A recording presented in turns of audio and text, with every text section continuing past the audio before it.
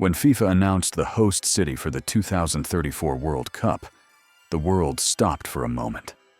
Not because it was a complete surprise, but because of how quickly everything happened. Less than an hour after the official bid deadline closed, there was only one name on the table. No competition, no suspense, just a confirmation that seemed to have been orchestrated behind the scenes. 2 years earlier, the 2022 World Cup in Qatar had already broken paradigms. A final watched by over 1.5 billion people, air-conditioned stadiums in the middle of the desert, unprecedented infrastructure built in a rush, the ratings' success, and the media spectacle, despite the criticism, paved the way for something even greater. And that's precisely what's promised for 2034. Something grand, futuristic, and utterly unprecedented. But from the beginning, an uneasy feeling lingered. Why didn't anyone else bid? Why didn't federations from other continents mobilize? The answer lay in the political games that preceded the 2030 World Cup. A celebratory tournament spread across 3 continents, it imposed geographic restrictions on future host cities. In practice, the path was cleared for only one Southeast Asian country to bid in 2034. And that country was ready. With its bid ready. With the necessary approval. And apparently, with everything aligned with the world football leadership. The international community reacted with mixed reactions. Some media outlets celebrated football's advance into new regions, extolling the transformative power the World Cup could have. Others, however, questioned the fairness of the process. NGOs and human rights groups issued harsh statements, warning that the tournament could serve as a global distraction, a spectacle that masks harsh, silenced realities. Amidst this turmoil, the promise was clear. Futuristic stadiums, entire cities transformed, billions invested in technology and infrastructure, all to host the biggest sporting event on the planet. The 2034 World Cup would be not just about football, but about image, influence, and ambition. Yet, for many, a question lingered. Is football truly at the center of this choice? Or has it become merely a piece on the board of a silent geopolitics, where the stakes are much greater than a single trophy? The decision to host the 2034 World Cup seemed sealed long before the official announcement. There was no competition. There was no public debate, just one bid, and almost immediate approval. For many experts, the process was, to say the least, curious. For others, outrageously convenient. It all began with the selection of the 2030 World Cup, distributed among Spain, Portugal, and Morocco, with opening matches in Argentina, Uruguay, and Paraguay. A symbolic celebration of the 100th anniversary of the first World Cup. But this geographic distribution created a planned side effect. According to FIFA rules, federations from these confederations could not host the next edition. This left 2 eligible regions, Oceania and Asia. And only one Asian country showed real interest, with plenty of time, infrastructure, and political support. It didn't take long for suspicions to mount. The window to submit bids was short. The deadline for expressing interest was even shorter. And in the end, there were no competitors. The Australian Football Federation, which had initially considered participating, quietly withdrew, citing changing priorities. The unofficial message was clear. The game was already decided. The press began to question. Former officials raised doubts, and institutions like Amnesty International called for the suspension of the process, alleging direct violations of FIFA's own guidelines. Among the most critical points was the worrying human rights record. Labor practices considered abusive, severe restrictions on freedom of expression, lack of guarantees for LGBTQ+ visitors. For many, it was inconceivable that a global event of such magnitude would ignore such strict protocols. For more incisive critics, it was just another chapter in a long story, where values take a backseat to billion-dollar contracts. Behind the scenes, it was said that this choice was not just a logistical decision, but a symbolic gesture, a political gesture, a way to cement strategic relations with a rising power. Football, in this context, would not be the end, but the means. With the opposition silenced and institutional support assured, the path was clear. But the price of this choice would still be exacted, in headlines, in protests, and perhaps in the memory of a World Cup that had already begun marked by controversy. Shortly after official confirmation, stunning images of the projects planned for the 2034 World Cup began to emerge. Stadiums with impossible shapes, retractable roofs, LED facades that change color with the mood of the fans. The promise was clear: to offer the most futuristic World Cup in history. But behind the ambitious aesthetic, uncomfortable questions arose about feasibility, timelines, and, most importantly, the people involved in building this spectacle. In all, 15 stadiums are planned for 5 cities. 11 will be built from scratch. Another 4 will undergo extensive renovations. It's a logistical effort of colossal proportions, with estimated budgets of between $15 and $20 billion. Although experts say the final cost could be even higher, considering additional mobility, energy, and security projects. In each city, there's a symbol of grandeur. In one, a stadium will be built atop a 170-kilometer-long linear skyscraper. It's expected to be over 300 meters high, with panoramic views and access by ultra-fast trains. In another, the main stadium will have modular capacity. It can accommodate 46,000 fans, but will be partially dismantled after the tournament, to be transformed into a 25,000-seat cultural complex.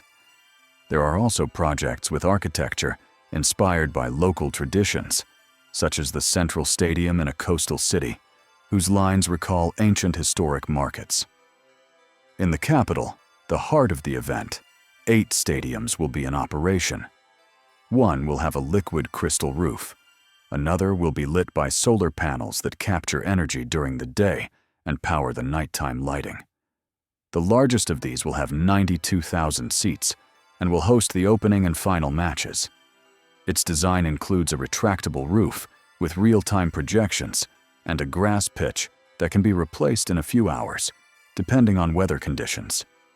The challenge, however, isn't just on paper. To make all this a reality, it will be necessary to recruit and train tens of thousands of workers. Most will come from abroad, as has happened with previous major projects in the region, and therein lies the risk. Previous reports have highlighted alarming conditions in similar projects: exhausting workdays, precarious housing, and even deaths from exhaustion and extreme heat. Authorities promise improvements, but there are still no independent guarantees or regular audits to monitor this process. Furthermore, there are real technical questions. Is it possible to build a functional stadium 350 meters high? How can structures with so many technological components be guaranteed to withstand the desert climate? The answer, for now, is hope and a lot of money. Between fascination and skepticism, the world watches. The stage is being set. But will everything be ready in time? And more importantly, at what cost? Behind the spotlight on the World Cup's grandiose projects lies a reality that few are willing to face head-on. It begins in the deserts, on the fringes of construction sites, where thousands of foreign workers arrive with promises of fair wages and opportunities. But in many cases, what they find are grueling workdays, obscure contracts, and a life confined to extremely precarious conditions. This scenario had already been exposed in previous editions of the tournament, and now it returns with full force. Building entire cities from scratch requires a colossal workforce. Most of the workers come from South Asia, Southeast Asia, and parts of Africa. They are mostly young men, willing to endure anything for a chance to send money home. But reports from international organizations point to a sad repetition: delayed wages, confiscated documents, and workers unable to leave. There are records of deaths in previous infrastructure projects, especially in the early stages of the megaproject called NEOM. Many cases have never been resolved. Families reported disappearances. Local doctors spoke of heat exhaustion. And even in the face of these complaints, few concrete measures have been taken to ensure history doesn't repeat itself in 2034. Another sensitive issue is the social impact of urban reforms. In some regions, entire communities were removed to make way for new construction. In one emblematic case, hundreds of homes were demolished with little or no compensation. Longtime residents were relocated to distant neighborhoods with promises of benefits that never materialized. Development advances, but leaves deep scars. The issue of civil rights also remains open. The presence of LGBTQ+ fans is viewed with concern by human rights organizations, who point to local laws that still criminalize same-sex relationships. The same goes for unaccompanied foreign women, who may face restrictions or heightened surveillance in certain public spaces. Authorities have promised a welcoming environment for all, but without presenting clear rules or legal guarantees. On the other hand, there are tentative signs of change. Recent legislative reforms have given local women greater autonomy. Some sectors have begun to relax dress and behavior regulations. Small civic groups are gaining ground to discuss previously forbidden topics. For the more optimistic, the World Cup could be the definitive catalyst for cultural and institutional transformation. For skeptics, it's merely a temporary facade, an illusion created to please cameras and sponsors. In the midst of this tension lies the ordinary fan, the one who travels not just to see goals, but to live experiences, learn about cultures, and create memories. And the question looms large, whether they will, in fact, be welcomed in an environment where the rules are still constantly changing. With construction underway and the spotlight focused on the future, the 2034 World Cup is approaching as a spectacle that promises much more than soccer. For organizers, it's a chance to rewrite narratives, position the country as a benchmark for innovation and hospitality, and prove to the world that it's ready to lead, including in the world of sports. For the rest of the planet, it's a test, an event that could show whether football still has its soul, or if it has become just another cog in the global theater of power. The sheer scale of the project is impressive. Everything has been designed to leave a lasting mark, not just on TV broadcasts or in the stories of those in attendance, but in history books. The stadium that will open the tournament will be the largest on the continent, with a capacity of 92,000 people and state-of-the-art facilities. The opening ceremony promises a sensory immersion with drones, holograms, and augmented reality experiences. In addition to the games, there are plans for a parallel cultural festival featuring international artists, gastronomic showcases, and technology exhibitions. Each host city will have dedicated fan zones with free access to concerts, interactive games, and public broadcasts. The intention is to create a welcoming, vibrant, multicultural environment, a place where the whole world feels invited. But questions remain about how far this will be possible. Will the presence of independent journalists be monitored? Will fans' freedom of expression be guaranteed? Will protests be possible if necessary? The answers are still vague and depend more on context than legislation. At the same time, FIFA finds itself at a crossroads. The 2034 tournament will be a watershed moment. It could become an example of how football can drive positive change, even in challenging environments. Or it could be remembered as the moment the sport surrendered once and for all to geopolitical interests, ignoring principles in the name of billion-dollar contracts. The World Cup's legacy will also be evaluated by future generations, not only by what will be built, but by what will be left behind. Will the stadiums be used after the event? Will temporary jobs be transformed into real opportunities? Will local society see tangible improvements in its quality of life? Or will everything disappear as quickly as the fireworks at the closing ceremony?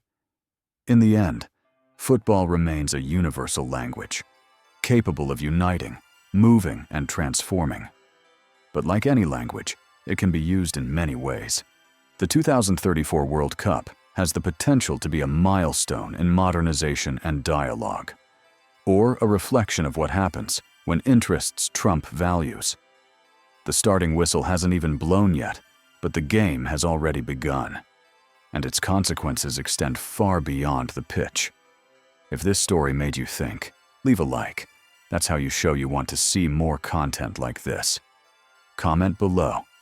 Do you think the 2034 World Cup will be a step forward or a smokescreen? And of course, subscribe to the channel and activate the bell, because there are still many stories you need to know.